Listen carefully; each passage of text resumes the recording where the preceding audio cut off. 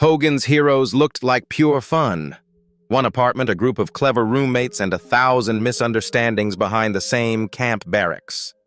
But looking back now, the laughter feels heavier. Behind Hogan's charm, Klink's panic, and Schultz's innocence were real lives marked by sudden loss, illness, painful exits, and final chapters fans never saw coming. This is Hogan's heroes then and now. And what happened after the laughter faded may hurt more than the jokes ever healed.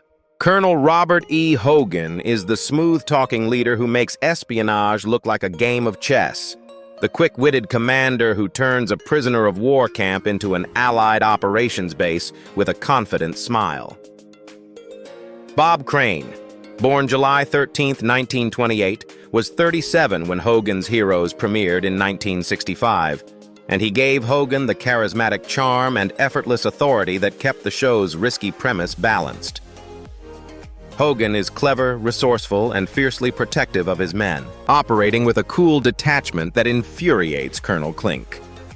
What makes him memorable is the sheer confidence he brings to danger, making the most complex sabotage missions feel like a walk in the park. Crane's life came to a tragic and mysterious end when he was murdered on June 29, 1978, a dark chapter that heavily overshadowed his television legacy. Before his definitive role as Hogan, he was a major radio personality and later appeared in The Dick Van Dyke Show, Donna Reed Show, and Disney films like Superdad. His post-Hogan career was largely defined by theater tours and the complex, heavily publicized personal life that cut his journey short. Colonel Hogan endures because Bob Crane made leadership feel incredibly sharp, handsome, and brilliantly deceptive. Colonel Wilhelm Klink is the vain, bureaucratic camp commander whose fear of the Russian front makes him the perfect puppet for Hogan's underground operation. Werner Klemperer, born March 22, 1920, was 45 when the series began in 1965, and he gave Klink a wonderfully precise comic desperation that earned him 2 Emmy Awards. Klink is arrogant, gullible, and completely obsessed with maintaining an unblemished record at Stalag 13, entirely blind to the tunnels underneath his feet.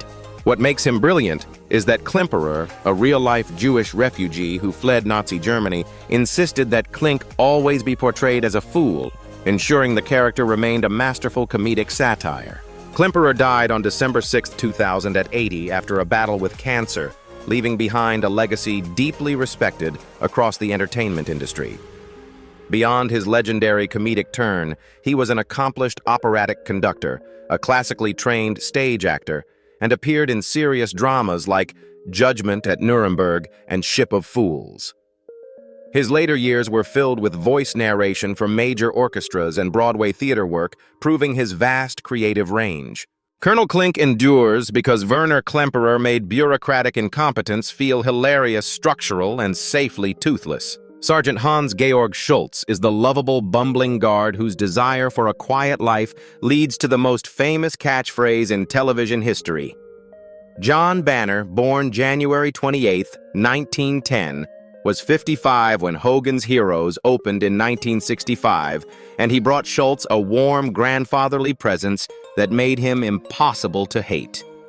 Schultz is gentle, easily bribed with chocolate, and completely determined to ignore any suspicious activity with a loud declaration of, "I know nothing." It's like several of his co-stars, Banner was a Jewish actor who lost family in the Holocaust, making his ability to inject pure humanity into a wartime uniform a quiet triumph of grace. Banner died on his birthday, January 28, 1973, at 63, after an abdominal hemorrhage, just less than 2 years after the show ended its run.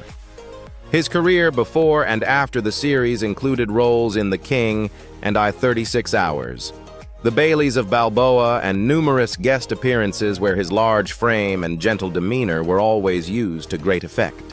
He had returned to Europe shortly before his passing, seeking a quieter lifestyle back in his native Austria. Sergeant Schultz endures because John Banner made survival feel sweet, comical, and universally human. Corporal Peter Newkirk is the slick, fast-talking con man whose skills as a pickpocket tailor and master impersonator keep the underground machinery running smoothly. Richard Dawson, Born November 20th, 1932, was 32 when the show premiered in 1965, and he gave Newkirk a sharp, cynical British energy that added a gritty, street-smart texture to the squad. Newkirk is fiercely loyal, endlessly resourceful, and capable of throwing on a dress or a fake German accent at a moment's notice to save the day. His swagger on the battlefield of Stalag 13 showcased a young actor who understood exactly how to command an audience's attention. Dawson died on June 2, 2012, at 79 due to complications from esophageal cancer, closing out a monumental chapter in American pop culture history.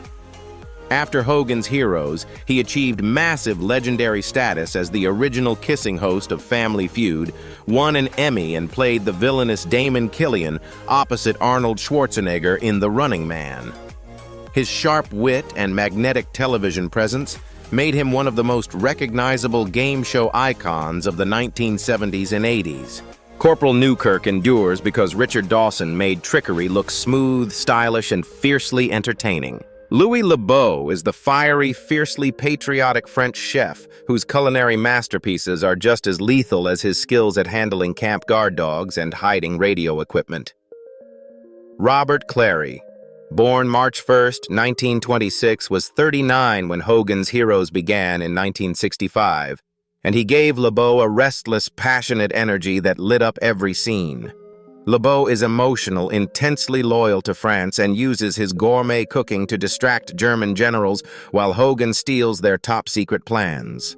What gives his performance an unbelievable emotional weight is that Clary was an actual survivor of the Auschwitz concentration camp, carrying a tattooed serial number on his forearm while performing on a comedic set. Clary died on November 16, 2022 at 96, standing as the very last surviving member of the original main cast. After the war and his time in Stalag 13, he built a rich career as a singer, appeared on soap operas like Days of Our Lives, The Bold and the Beautiful, and spent decades traveling the world as a passionate Holocaust educator. His incredible real-life survival lent a profound depth to LeBeau's fictional resilience. Louis LeBeau endures because Robert Clary made patriotism feel energetic, brave, and deeply personal. Sergeant James Kinchloe is the steady, highly intelligent communications expert whose calm under pressure keeps Hogan's underground command post connected to the outside world. Ivan Dixon, born April 6, 1931, was 34 when the show launched in 1965, and he gave Kinch a quiet, professional dignity that broke major racial barriers on prime-time television. Kinch is the second-in-command, a skilled technician running the underground radio and the voice of reason when operations get chaotic. Dixon played him with a straight, serious weight, refusing to let the character fall into the easy comedic stereotypes of the era. Dixon died on March 16, 2008, at 76, after suffering a hemorrhage, leaving behind a monumental legacy as an actor, director, and civil rights activist. He left the show after 5 seasons to pursue directing helming landmark television episodes of The Rockford Files, Magnum P.Y. Miami Vice, and directing the acclaimed film The Spook Who Sat by the Door. His artistic life was heavily dedicated to expanding opportunities for Black performers and creators behind the camera. Sergeant Kinchloe endures because Ivan Dixon made intelligence feel steady, dignified, and quietly revolutionary.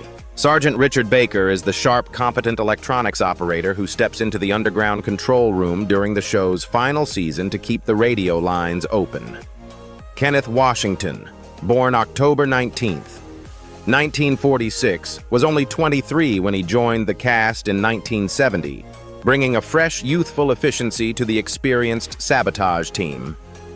Baker is highly focused, technically proficient, and seamlessly integrates into Hogan's inner circle during a time when the stakes of the war were rising. His presence filled a vital operational void, maintaining the high-stakes rhythm of the camp's secret communications network. In 2026, Washington turns 80, having transitioned away from the Hollywood spotlight to live a much more private life in the decades following the series. Beyond his season in Stalag 13, viewers remember him from roles in My Three Sons, Star Trek the Original Series, and the police drama Adam 12, showcasing a versatile career built on steady professionalism. His lower public profile in later years gives his television legacy a quiet, nostalgic dignity. Sergeant Baker endures because Kenneth Washington made background duty feel reliable, precise, and effortlessly capable. Sergeant Andrew Carter is the wide-eyed, bumbling, explosive expert whose innocent demeanor perfectly hides his terrifying ability to blow up bridges, factories, and fuel depots. Larry Hovis. Born February 20th, 1936, was 29 when the series opened in 1965, and he gave Carter a frantic, boyish enthusiasm that provided some of the show's best comedic moments. Carter is eccentric, easily flustered, and frequently handles dangerous chemical mixtures with the nervous excitement of a kid at a science fair. His absolute sincerity makes his German disguises hilariously terrible, yet somehow always successful. Hovis died on September 9, 2003 at 67 from esophageal cancer, remembered by colleagues as a deeply sweet and intensely creative individual.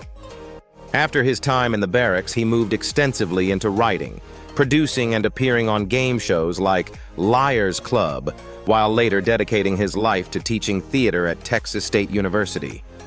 His transition to academia allowed him to mentor generations of young performers, keeping his love for the stage alive. Sergeant Carter endures because Larry Hovis made explosive chaos feel innocent, funny, and wonderfully eccentric. General Albert Burkhalter is the stern, heavyset inspector general who descends upon Stalag 13 like a thunderstorm, constantly threatening to send Colonel Klink to the frozen wastes of the Russian front. Leon Askin.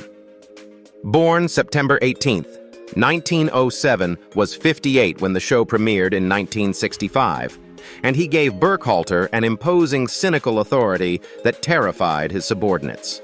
Burkhalter is pragmatic, short-tempered, and completely unimpressed by Klink's excuses, using his high rank to demand immediate results.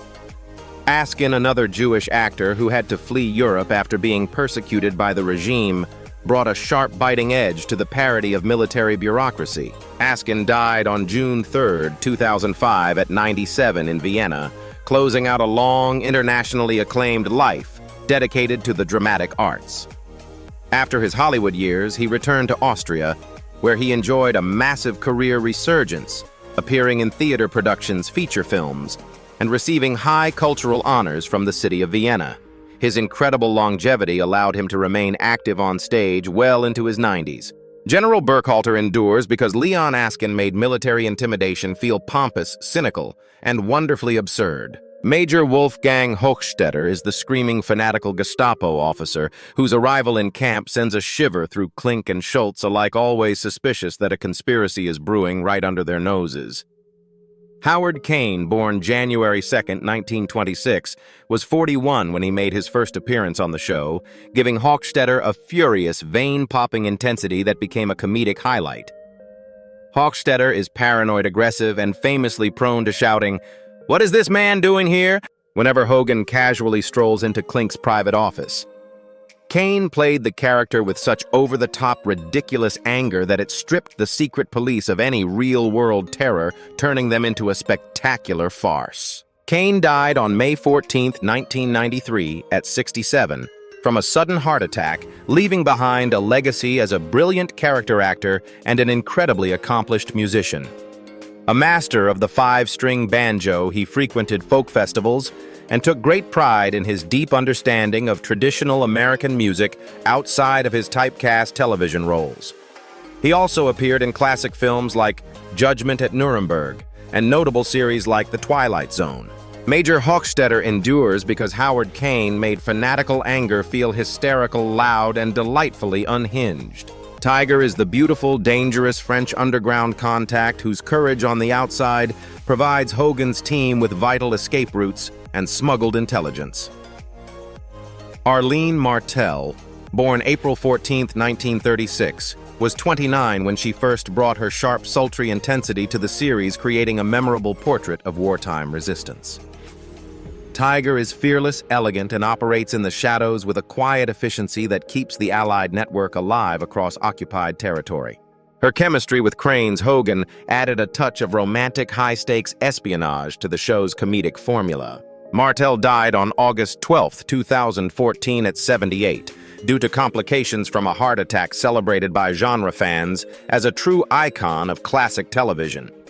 Beyond her clandestine meetings near Stalag 13, she achieved permanent sci-fi immortality as T'Pring Spock's Vulcan fiancée in Star Trek the original series and appeared in The Outer Limits, Bewitched, and The Twilight Zone.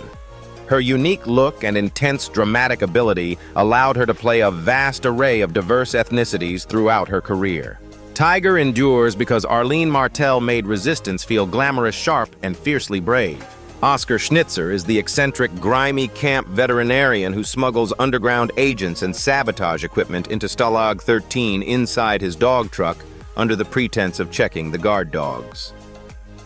Walter Janowitz, born May 22, 1913, was 52 when the series began, giving Schnitzer a weary, practical demeanor that made his secret allegiance to Hogan feel entirely credible. Schnitzer is quiet, observant, and treats the high-stakes danger of smuggling escapes as a routine part of his daily rounds.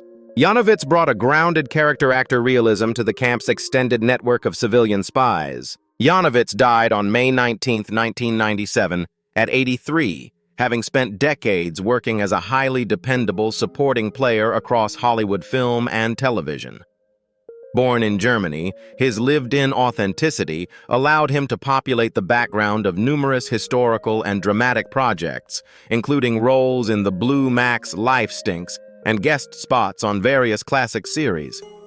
His quieter path away from celebrity noise reflected a generation of reliable character performers. Oscar Schnitzer endures because Walter Janowitz made everyday Resistance feel practical, quiet, and deeply essential.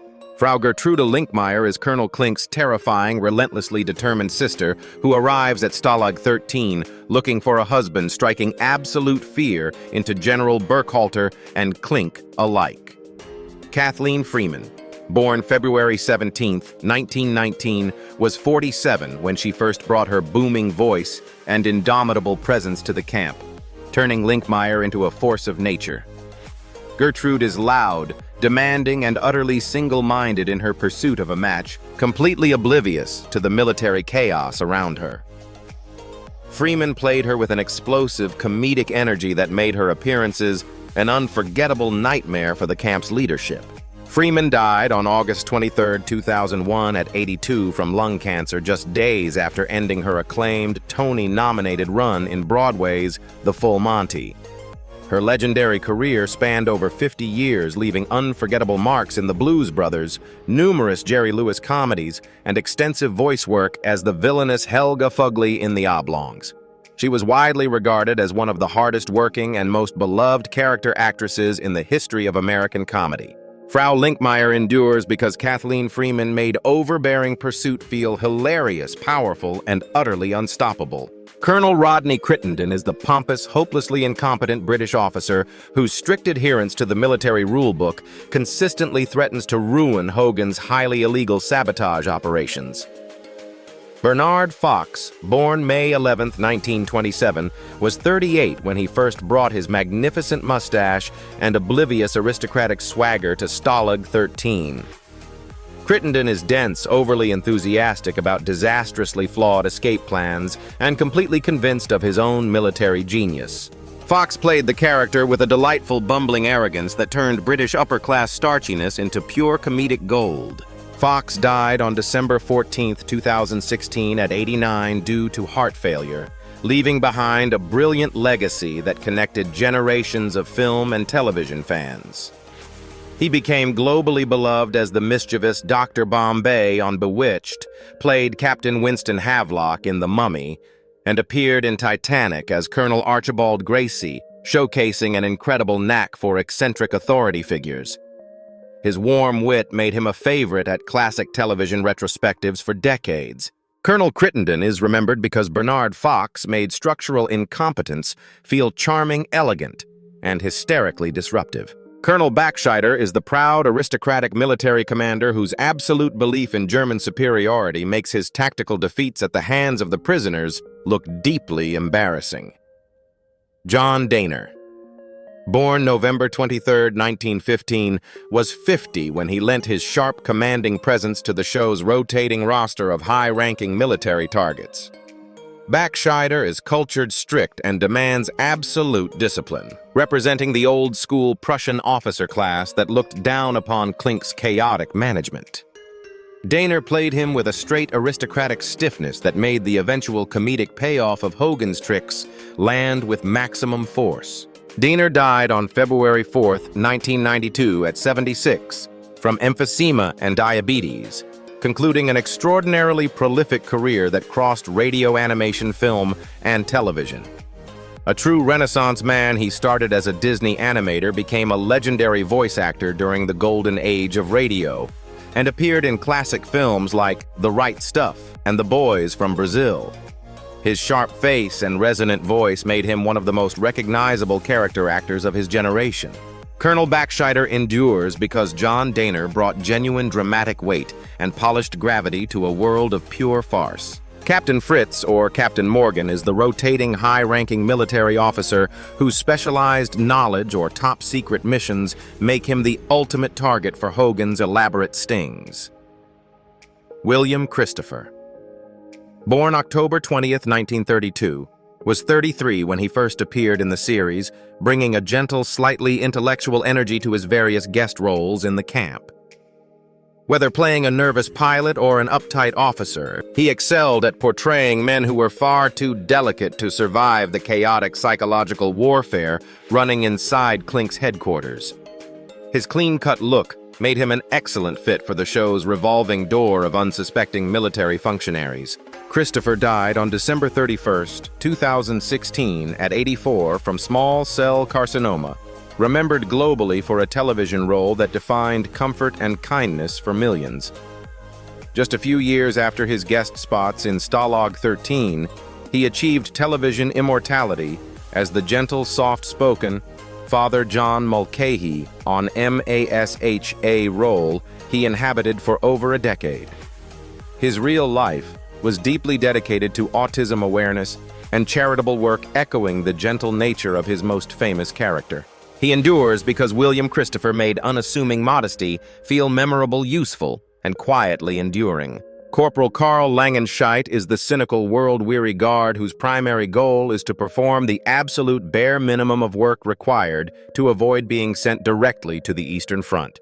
John Cedar, born January 22, 1931, was 34 when the show launched, providing a sharp, realistic comedic contrast to Schultz's jovial innocence.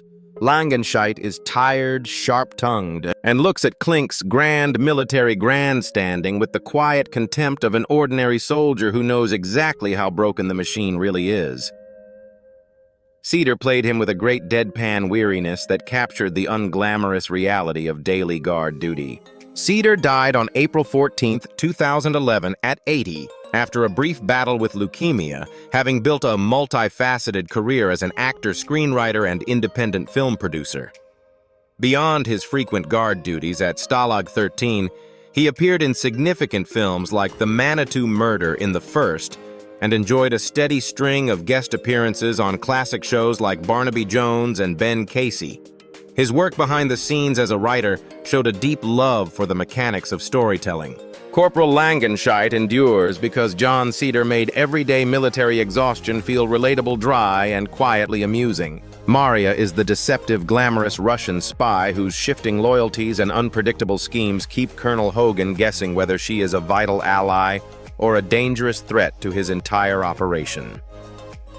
Nita Talbot, born August 8, 1930, was 35 when she first brought her smoky voice and seductive confidence to the camp, earning an Emmy nomination for her brilliant guest work. Marya is calculating, independent, and completely comfortable manipulating high-ranking German generals to serve her own enigmatic agenda, utilizing her charm like an absolute weapon.